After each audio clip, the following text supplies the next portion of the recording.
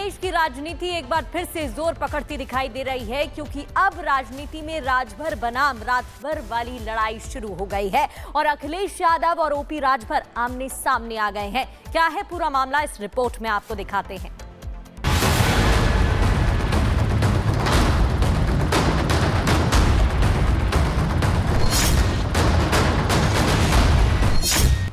UP की राजनीति में अखिलेश यादव के एक बयान ने राजभर वर्सेस रात भर वाली लड़ाई छेड़ दी है। यूपी में 1.5 साल बाद विधानसभा के चुनाव होने हैं, इसीलिए सियासी लड़ाई तल्ख होती जा रही है। अरे वो दिखाई नहीं था, सब अच्छे काम किए समाजवादियों ने। जाति के नाम पर बांटने वाले लोगों ने माफियाओं के सामने सत्ता को गिरवी रख दिया था। समाजवादी पार्टी 2017 से सत्ता से बाहर है और 27 तक उसे 1 दशक हो जाएगा सत्ता से बाहर हुए। इसीलिए अखिलेश यादव बयानों के जरिए नया माहौल बनाने में जुटे हैं और सत्ताधारी बीजेपी की साथी पार्टियों को प्रभावित करने में लगे हैं। इसीलिए पहला निशाना उन्होंने सुबह सपा पार्टी के ओपी राजभर पर साधा और कहा कि राजभर रात भर ये सोचते रहते हैं कि कैसे पाला बदला जाए। उनका नाम है ओपी राजभर। वो अपना दल बदलने के मूड में होंगे, गठबंधन बदलने के मूड में होंगे। जब गठबंधन उन्हें बदलना होता है तो वो खिलाफ बोलते हैं किसी के। अखिलेश के इस बयान पर ओपी राजभर ने ट्वीट करके अखिलेश को जवाब दिया। लिखा, सुबह सपा सत्ता का दरवाजा है और उसी दरवाजे से श्री अखिलेश यादव जी सत्ता में घुसने के लिए परेशान हैं। लोकसभा की सफलता को देखकर अखिलेश यादव अति उत्साहित हैं। 2024 के लोकसभा चुनाव में अखिलेश ने अपने पिता मुलायम सिंह यादव के इतिहास को दोहराते हुए सबसे बड़ी पार्टी बन गए थे, लेकिन सीटों के मामले में वो पिता से आगे निकल गए और वो बीजेपी जो पिछले 2 लोकसभा चुनाव से यूपी में अर्धशतक लगाती आई थी, काफी पीछे रह गई। अब अखिलेश सोच रहे हैं कि लोकसभा वाला करिश्मा विधानसभा में भी दोहराया जा सकता है, इसीलिए वो अपनी तैयारी पुख्ता कर रहे हैं। लेकिन अभी चुनावों में 18 महीने का वक्त बाकी है, जो सत्ता पक्ष को भी तमाम अवसर देता है चुनावी तैयारी के लिए। इसीलिए योगी सरकार के मंत्री दानिश आजाद अंसारी कह रहे हैं कि अखिलेश पिछड़ों के लिए काम करने वालों के खिलाफ द्वेष रखते हैं।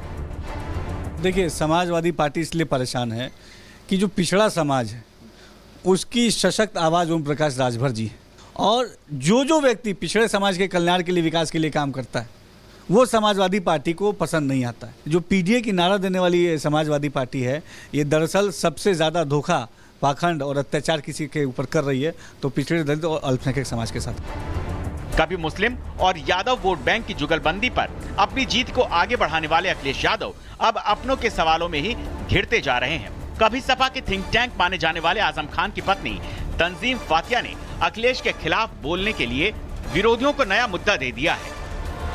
समाजवादी पार्टी ने केवल मुसलमानों को गुमराह करने का काम किया, उनका राजनीतिक इस्तेमाल करने का काम किया, उनके विकास में बाधा बनने का काम किया है। इस बात को आज हमारा अल्पसंख्यक मुस्लिम समाज जानता है और इस बात के लिए समाजवादी पार्टी को कभी माफ नहीं करेगा। उत्तर प्रदेश सबसे बड़ा सूबा है, इसीलिए पॉलिटिकल हैसियत भी यूपी की सबसे ज्यादा है, जिस पर हर किसी को काबिज होना है। 24 की जंग में अखिलेश ने योगी सरकार को डेंट लगाया, तो उपचुनाव में सपा वाली सीट भी जीतकर योगी ने अखिलेश को बड़ा सियासी सबक सिखाया। ऐसे में जब 27 में फिर आमना सामना होगा तो ये पॉलिटिकल बैटल देखने वाली होगी। Bureau report, Republic Bharat. और उत्तर प्रदेश में सियासी लड़ाई लगातार अब जाति पर आती जा रही है।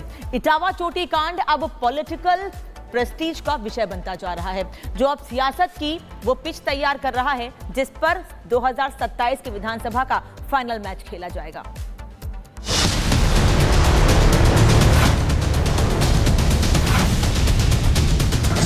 दो 2027 की सियासी तैयारी में पक्ष और विपक्ष दोनों लगे हुए हैं। 2027 की लड़ाई इस बार उत्तर प्रदेश में जाति की पिच पर खेलने की तैयारी हो रही है। जाति वाली लड़ाई की सियासी तैयारी के सबसे बड़े पैरोकार बन रहे हैं सपा अध्यक्ष अखिलेश यादव। अखिलेश यादव को लगता है कि इटावा चोटीकांड को सियासी मुद्दा बनाकर एक बार फिर पॉलिटिकल संजीवनी हासिल की जा सकती है।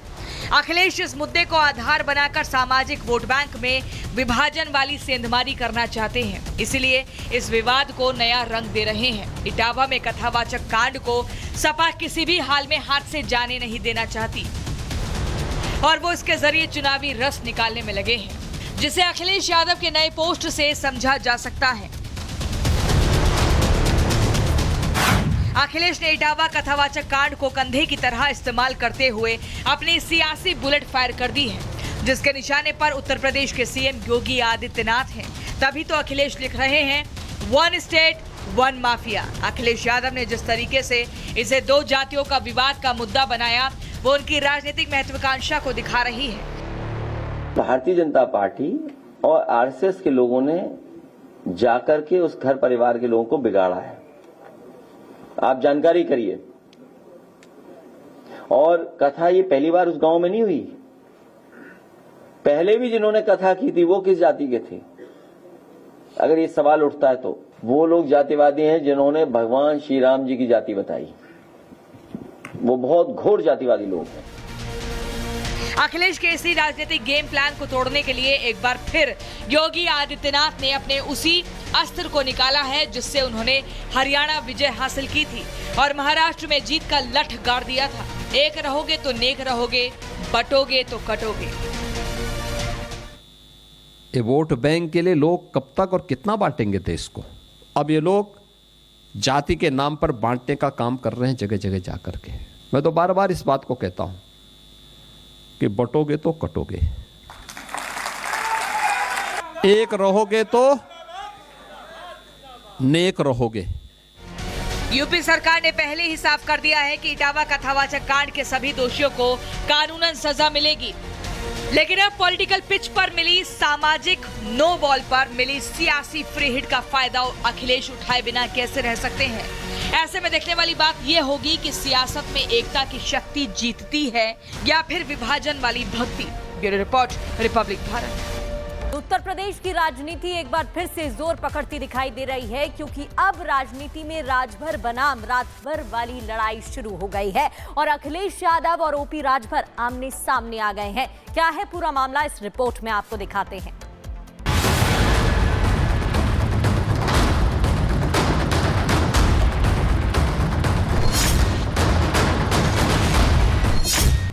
यूपी की राजनीति में अखिलेश यादव के एक बयान ने राजभर वर्सेस रात भर वाली लड़ाई छेड़ दी है। यूपी में 1.5 साल बाद विधानसभा के चुनाव होने हैं, इसीलिए सियासी लड़ाई तल्ख होती जा रही है। अरे वो दिखाई नहीं था, सब अच्छे काम किए समाजवादी ने। जाति के नाम पर बांटने वाले लोगों ने माफियाओं के सामने सत्ता को गिरवी रख दिया था। समाजवादी पार्टी 2017 से सत्ता से बाहर है और 27 तक उसे 1 दशक हो जाएगा सत्ता से बाहर हुए। इसीलिए अखिलेश यादव बयानों के जरिए नया माहौल बनाने में जुटे हैं और सत्ताधारी बीजेपी की साथी पार्टियों को प्रभावित करने में लगे हैं। इसीलिए पहला निशाना उन्होंने सुबह सपा पार्टी के ओपी राजभर पर साधा और कहा कि राजभर रात भर ये सोचते रहते हैं कि कैसे पाला बदला जाए। उनका नाम है ओपी राजभर। वो अपना दल बदलने के मूड में होंगे, गठबंधन बदलने के मूड में होंगे। जब गठबंधन उन्हें बदलना होता है तो वो खिलाफ बोलते हैं किसी के। अखिलेश के इस बयान पर ओपी राजभर ने ट्वीट करके अखिलेश को जवाब दिया। लिखा, सुबह सपा सत्ता का दरवाजा है और उसी दरवाजे से श्री अखिलेश यादव जी सत्ता में घुसने के लिए परेशान हैं। लोकसभा की सफलता को देखकर अखिलेश यादव अति उत्साहित हैं। 2024 के लोकसभा चुनाव में अखिलेश ने अपने पिता मुलायम सिंह यादव के इतिहास को दोहराते हुए सबसे बड़ी पार्टी बन गए थे, लेकिन सीटों के मामले में वो पिता से आगे निकल गए और वो बीजेपी जो पिछले 2 लोकसभा चुनाव से यूपी में अर्धशतक लगाती आई थी, काफी पीछे रह गई। अब अखिलेश सोच रहे हैं कि लोकसभा वाला करिश्मा विधानसभा में भी दोहराया जा सकता है, इसीलिए वो अपनी तैयारी पुख्ता कर रहे हैं। लेकिन अभी चुनावों में 18 महीने का वक्त बाकी है, जो सत्ता पक्ष को भी तमाम अवसर देता है चुनावी तैयारी के लिए।